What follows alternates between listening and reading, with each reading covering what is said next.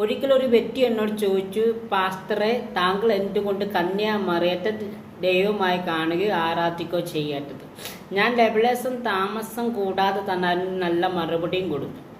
കർത്താവായ യേശു ക്രിസ്തുവോ അദ്ദേഹം തിരഞ്ഞെടുത്ത 12 അപ്പോസ്തലന്മാരോ കന്യാമറിയത്തെ ദൈവമായി കാണുകയോ ആരാധിച്ചതായോ വേദപുസ്തകത്തിലോ ചരിത്രലിപികളിലോ കാണപ്പെടുന്നില്ല. ഇനി അതിൻ്റെ ശേഷം ഞാനൊരു ബന്ധക്കോസ്റ്റുകാരനാണ്. ഞങ്ങളുടെ വിശ്വാസ പ്രമാണപ്രകാരം യേശുക്രിസ്തു പഠിപ്പിച്ചതും യേശുക്രിസ്തുവിൻ്റെ അപ്പോസ്തലന്മാരും പറഞ്ഞു തന്ന ഉപദേശപ്രകാരമാണ് ബന്ധക്കോസ്റ്റിൻ്റെ അടിസ്ഥാന ലിപികൾ കിടക്കുന്നത്. അപ്പോൾ ആ പ്രകാരമാണെങ്കിൽ യേശുക്രിസ്തുവിൻ്റെ ശിഷ്യന്മാർ പിൻകാലഘട്ടങ്ങളിൽ മറിയ ആരാധനയ്ക്ക് യോഗ്യതയുള്ളവളാണ്.